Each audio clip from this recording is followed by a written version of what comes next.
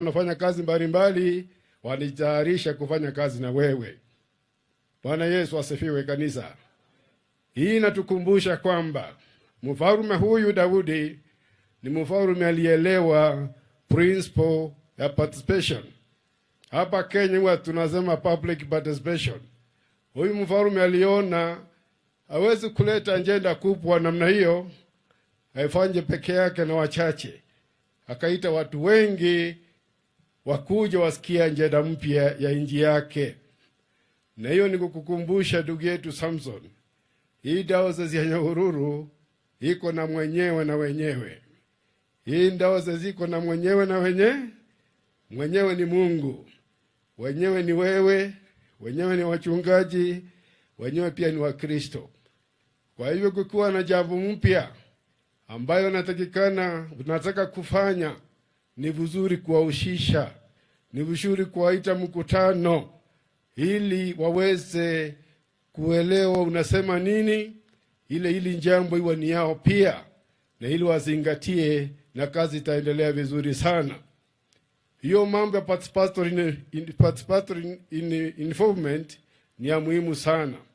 Kuna msemo unasemwa, nothing about us without us, nothing about me without me, nothing without the clergy and the lay people of this diocese,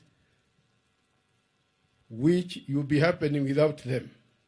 The same can apply hata nyumbani. Nothing about nyumbani bila mama, bila baba, bila watoto. The same can apply to our nation. Nothing about Kenya without you and me who are citizens. Bwana Yesu asifiwe.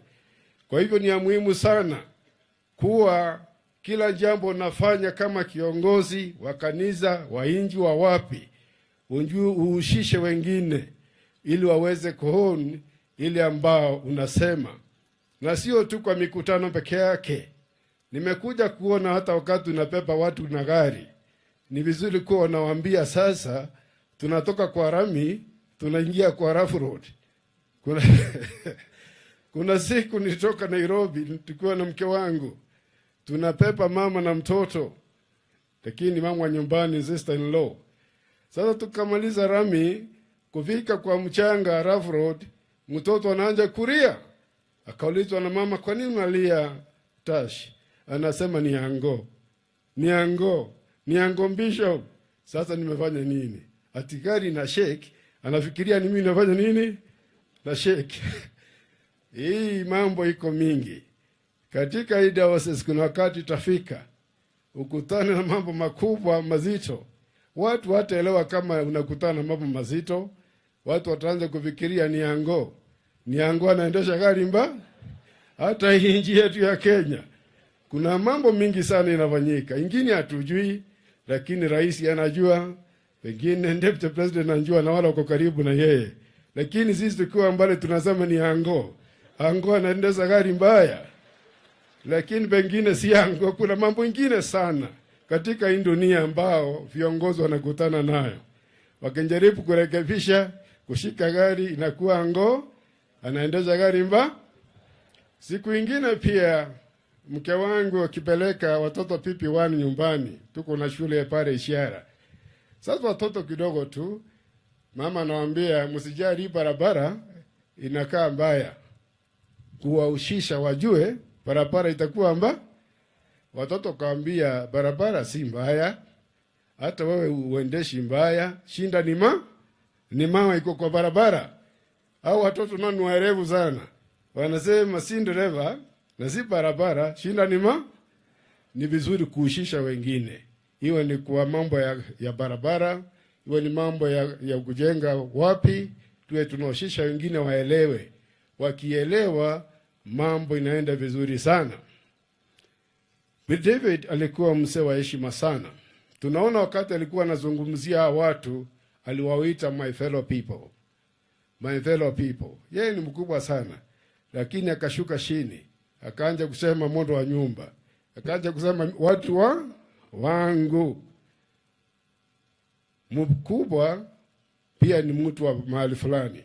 Samson, wewe ni askofu. I'm a bishop to the church, but together we are Christians.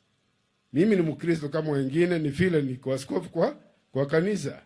Kwa hivyo hiyo kupata humility na mucho respect ya kujua wewe ni nani na wewe pamoja na wengine muko sawa ni ya muhimu sana.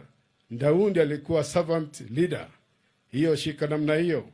Uwe servant leader, unjue sisi zote tumekupatia hiyo nafasi, utuongoze, na utuongoze kuwa mmoja wetu ili ile Mungu amekuitia itafanyika.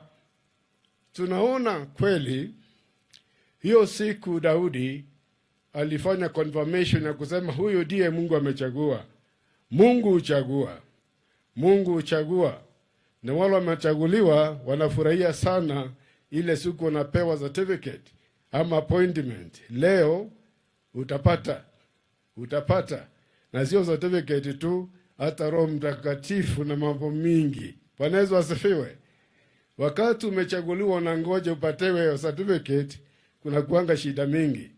Chochote cha umeusikia siku mkuu akiuliza nani anaweza pinga hii. Ulikuwa na nyamaza tu uone kama kuna yanatokea. Lakini Mungu ni Mungu. Yule Mungu amechagua anafanyiwa mambo waziwazi publicly, na watu wanamkubali, wanaenda safari na yeye. Mungu ataenda na wewe kama vile alitembea na Solomon. Tunaona pia ni vizuri tujue hii kazi Mungu anaitia sisi, nguvu yake iko wapi? Nguvu na mamlaka ya kufanya kazi, Daudi anaambia kijana yake, si mwingine ni Mungu.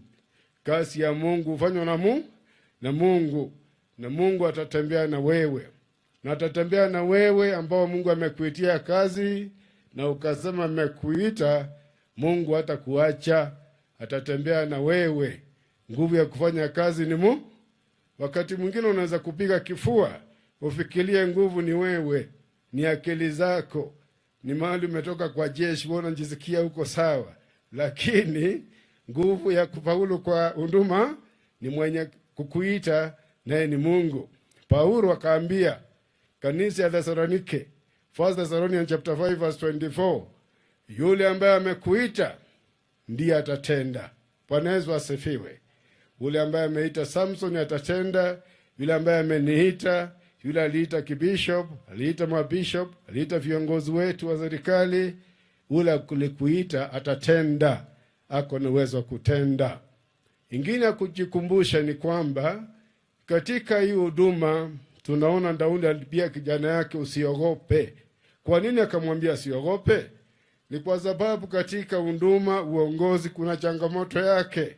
Kuna wakati wa dhoruba, kuna wakati mambo inakuwa mzito, kuna wakati nyuki zinatoka ndani ya mzinga, zinaanza kurukaruka, zingine zinaingia kwa miti, zingine kwa mawe, ukicheza zinaweza ingia kwa nyumba. Kule kwetu nimetoka, tukiona nyuki zimetoka kwa mizinga, hatupigi na mawe, hatuchomi. Hizo nyingi tunaimbia nyimbo. Tunaimbia wimbo, nyuki, rundi kwa mzinga wa baba. Na nyuki after 2 days nyuki zinaru. Na yule baba tunasema hapa si baba yule anjulikana kama baba. Baba ni wewe. Nyuki za Nyahururu dazo zikitoka zitarundi kwa kanisa.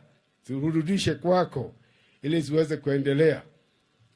Wiki imeisha, tumeona kuna nyuki zinatoka. Na hizo nyuki si mbaya, pia ni nyuki zake. Hizo nyuki hizi nyuki zetu ni vizuri tusikie zinasema nini. Nyuki ukisiona zimetoka zinapanda miti, iko na maneno inasema. Nyuki inatakiwa isikilizwe na ionyeshwe mzinga wa baba. Ikiingia kwa mzinga wa baba inatulia, inatengeneza asali. Asali inakuliwa na hao, na pia sisi tunakula hiyo asali. Bwana Yesu asifiwe. Kwa hivyo nyuki zile ziko nje ya mzinga zirundi kwa papa ili tukule asali zote tufurahie. Kwa hivyo changamoto utakutana nayo, lakini usiogope. Usiogope kwa sababu Mungu ako pamoja na wewe. Hata mimi na wengine ambao tuko kwa viongozi tusiogope. Hata kwa dauzazi yangu kule mbele, kuna wakati nyuki zilitoka kwa mzinga. Baba Siko Mkundi alikuja tukasaidiana. Tukaambia nyuki zuru, na kweli zilirundi. Na wakati zirudi tumejenga nyumba ya ghorofa hata Embu Town. Kwa sababu nyuki zirudi kwa mzinga wa baba. Ili tuendelee kuzalisha asali mingi.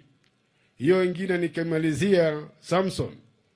Umeambiwa, Daudi anaambia kijana yake, fanya kazi umalize. Any appointment iko na function zake. Appointment si jina tu, askofu, si jina tu. Hiyo jina iko na kazi ya hiyo kazi yake, ujue ni gani na uifanye. Na ukifanya kazi usifanye nusu. Fanya kazi na kumaliza. Tunajua kazi zimefanyika hapa. Bishop Gaiki alifanya yake akamaliza pale, alimalizia. Bishop wetu Kavora alifanya yake akamalizia pale. Sasa ni wewe uendelee. Hauna wakati ya kusema Gaiki alifanya ama nani alifanya. Sasa ni wewe utafanya yako unjenge. Pia niwakumbushe kuna Kikuyu chant. Inaitwa Kikuyu chant ama wimbo wa Kikuyu tulifundishwa tukiwa watoto. Tulikuwa tunaimba kwa Kimberi, inasema nengo amba yondo yakwa. Lakini wa Kikuyu inaimba nini? Nyamba gakondo gao. Nyamba gakondo gakwae. Nyamba gakondo gakwae. Ona njamba. Ona njamba. Ona njambura. Ona njambura. Haya, hiyo ni hatari sana. Wale wakuelewa hiyo, ni msichana alikuwa amefundishwa kutengeneza chondo. Sasa kaona amejua. Akaanza kuita wengine kuja muone anajua kufanya nini? Kutengeneza. Akaile walika wengine wanje waone. Mala kajeji. Akaanza kuambia kuja muone nikifanya nini nikipomo? Bana pomoa ndao zezi ya Nyahururu. Yako ni kujenga chondo ya Nyahururu iendelee mpaka tuende Ndunyu. Hiyo chondo ikabebe mizi. Wale wako kwa viongozi, tunaomba mali huko kulikuwa na wengine. Hiyo chondo uko nayo ni kuongeza tu zile nyuzi mpaka chondo ikae sawa. Tusipomoe chondo hata nyumbani. Usianje nyumba rabu pomoe. Hata kanisa namna hiyo, wachungaji wetu wa Nyahururu, hiyo chondo ya habari usipomoe. Endelea kuinjenga imarike zaidi. Hata nchi yetu ya Kenya, tunajua tuko na rais na deputy. Hii chondo ya Kenya isipomolewe. Chondo ya Kenya injengwe. Nyuzi ziongezewe mpaka chondo iwe iko tayari kuwekwa matunda na vitu mingi. Mungu atufariki, atusaidie kufuata yale yote amesema siku ya leo, na ile ya muhimu ni kuwa na nguvu, uwe ondari na ufanye kazi. Na tuombe.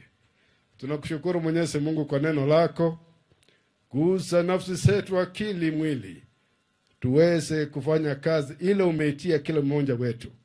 Tunajua sisi si bure, kila mtu wako hapo ni mtu wa maana, na kuna kazi ile umemwitia afanye. Sisi tushikane pamoja, tuushishe wengine, hiyo kazi yako na ile kazi umepeana iweze kuimalika wakati ambao unafaa. Hayo tunaomba katika jina la Mungu Baba, Mwana na Roho Mtakatifu. Amina.